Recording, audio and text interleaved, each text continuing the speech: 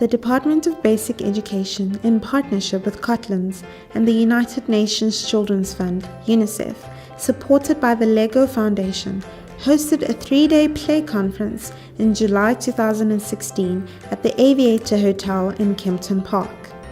I'm Monica, I'm the Chief Operations Officer at Cotlands, and I have the privilege to promote play-based learning in my everyday work. Very excited, privileged. It's wonderful that we see so many people passionate about bringing play back into the lives of children.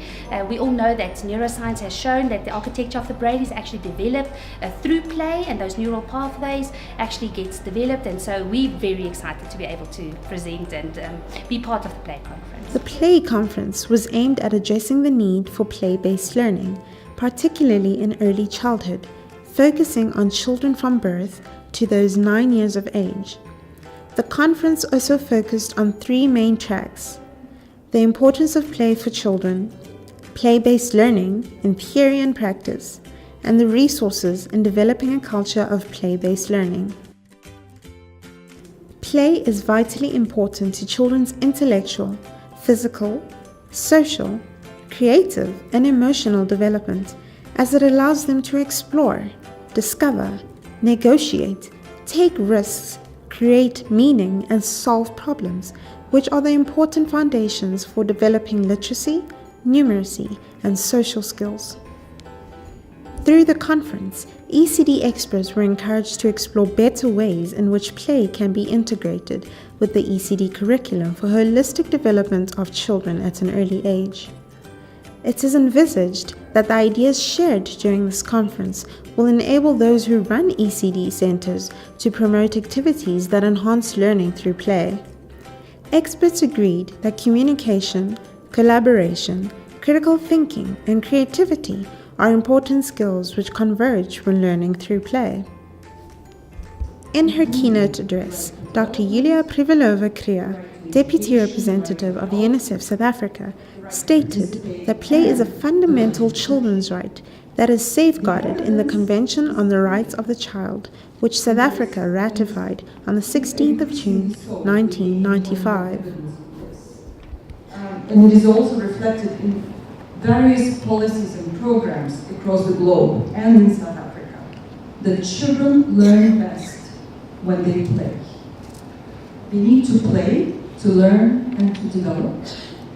That learning through play starts at birth and continues through childhood and beyond. There is also evidence that even unborn children play in the womb of the mother, as many mothers know. Sharing the DBE interventions in strengthening ECD in the country, Mrs. Marie-Louise Samuels said that the department has already developed the National Curriculum Framework for children from birth to 4 years old. This conference will therefore enlighten all ECD experts about the various types of play, in order for them to find a mechanism to incorporate into their programs. Sharing the DBE interventions in strengthening ECD in the country, Mrs. Marie-Louise Samuels said that the department has already developed the National Curriculum Framework for children from birth to 4 years old. This was an initiative that started when we had the round table that was, hosted by the Minister of Basic Education, and the seed was born there, where we began to say, what do people actually understand by play? The curriculum, particularly for the early years, is based on understanding how best to use play as a tool for learning and teaching. Now, unless practitioners, parents know how to engage children, it's missed opportunities. And I think that for the past 2 days now, we've been looking at some of the evidence that exists across the world as to the importance of play, particularly in the early years. So as the Department of Education, because play is central to the implementation of the curriculum, we have to ensure that people understand better what they should be doing with respect to play. This is the start of a bigger initiative with Cotlands and UNICEF and Lego Foundation, where we will be looking at training of 150,000 ECD practitioners, grade R practitioners, and grade 1 to 3 teachers on how to use play as a tool for learning and teaching. I'm Jill Popp. I'm a researcher at the LEGO Foundation. I have a doctorate in child development and family studies. So talking about play and the importance of play and lifelong learning, there's certainly some really strong evidence that early play-based programming compared to direct instruction, so sometimes it's called guided play in the research, has better outcomes for children's learning than direct instruction or free play. So that guided play facilitation really helps to enhance children's learning.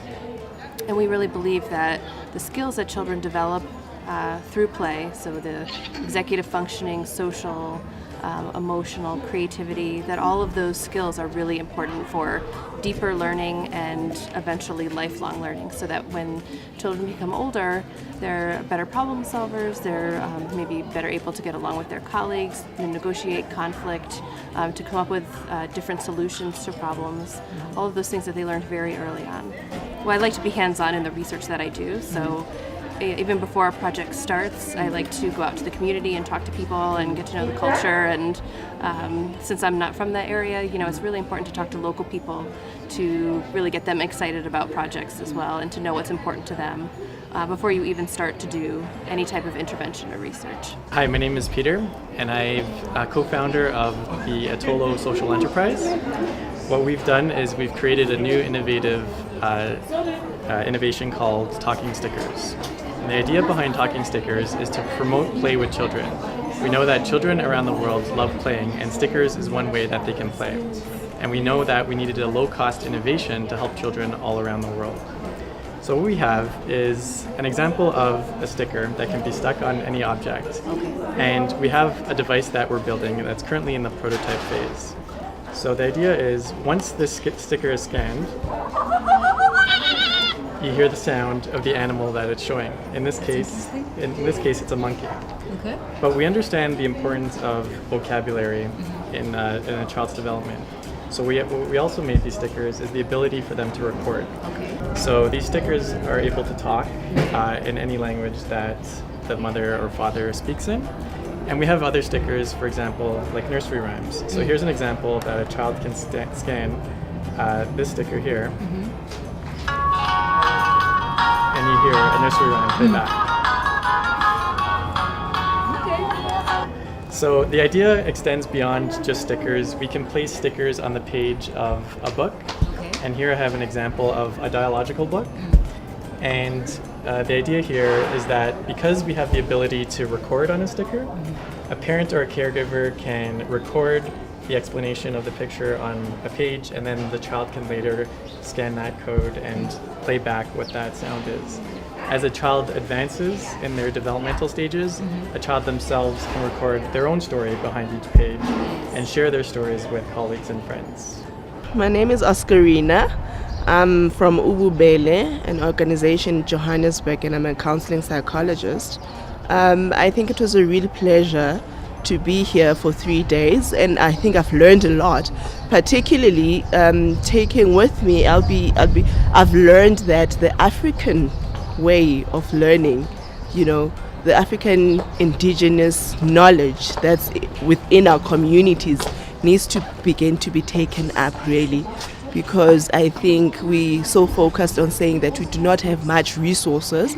But I think if we just remind ourselves the African way of learning, the natural resources that we have within our, and use that, to teach our children what they can learn, I think that's the most important thing that I've taken from this conference. And going forward, really to remind ourselves that as African people in Africa, we do have a lot that we can take with us. My name is Gresham. I'm coming from Marvin for a preschool called Jack and Jill. I've been here for these past 3 days with this pre-conference, which has been an eye-opener for me. As a practitioner, I always work with the children each and every day. Now, with this conference, I think I'll go a mile ahead with the way I'm going to play with the kids. We have learned here that the play is the best way to teach the kids, and kids learn better when they are playing.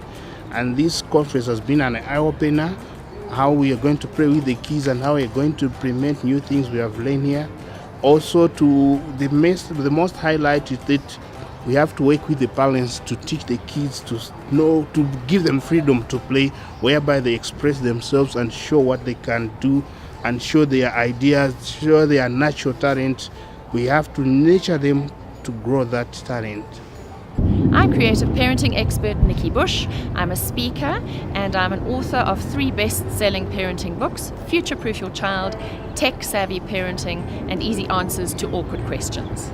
Parents need to be very careful about how they balance their children's real lives and their virtual lives. Children are born with a computer mouse or a cell phone in one hand and their parents' wallets in the other. And it's very easy for parents to fall into the trap of letting their children be distracted by technology. Now, technology itself is neutral. It's not good or bad. It's what children do with it and how much they do with it that is important to monitor, especially in the early childhood years, because the body is the architect of the brain. And when children sit in front of a screen for too long, they acquire what I call triple S syndrome. They become sedentary, they become solitary, and they become screen-based. And that is a recipe for disaster in terms of early learning, because movement is so important in wiring the brain for later on. And when we talk about movement, it's gross motor movements where they're climbing trees in jungle gyms and chasing each other around playing catches, but it's also about the movements when we play with things like threading and pegging and Play-Doh, where we're stimulating the fine motor coordination for reading and writing later on. With play-based education, you often find that children are far more engaged in the process because it's actually about them. It's not somebody doing something externally from them. They are in the process. They're doing, and that's the whole secret, is the children need to be doing, interacting, and that means they will pay attention. They will learn more because it's a multi-sensory experience. We have to remember, even in a digital age, that our children are multi-sensory learners. They're human beings. So they learn through the input through their eyes, their ears, the sense of touch, taste, smell, also the sense of balance in the inner ear, the vestibular sense, and the proprioceptive sense, which is how the muscles and joints convey information to the brain. So how hard must I kick a ball? How hard must I push this in order to judge speed, space, and distance? This is a very physical way of learning. And you know, there's a lovely meme that does the rounds on Facebook with a child on a swing, and it says, "There is no app for this." And it is so true. For some things, there is still no app. And we need to remember the children need to have the physical experience in order for those senses to be stimulated. My name is Martin Barner. I'm the founder and director for Chubby Chumps for the Children's Homes, and I am the provincial chairperson for the Child Protection Committee's Gauteng. I find this conference very interesting, very, very well organized, very good information, because this is the information we actually need to take down on the grassroots level, where we actually work with the communities in the creches. Thank you for inviting us. I'm Sabia Shabudin. I'm with Gauteng Department Social Development. We cover a broad range of policy issues and legislative issues. ECD being one of our governmental presidential priorities. So I think this conference, to put it together, could not have been easy for the conference makers. I think it must have taken quite a bit of competency, loyalty I see from all the, what do you call them? Cotlanders, assistants and volunteers and so forth. So we want to commend them for doing that, one. But two, I know I see a mix of both a strategic level of issues around ECD as well as an operational and on the ground level. Yay to Cotlands, yay to UNICEF, and particularly yay to because I'm from government, of course, to Basic Education, Department of Basic Education, for making this conference and putting it where it needs to be put. So wonderful 3 days that we've spent with you, one. And two, we hope that this is going to perpetuate itself. We have another conference to the likes of this, probably if finances allow it within the next year or 2 years, and that we take it to another level. This is just excellent. It's great. It's been great. Thank you.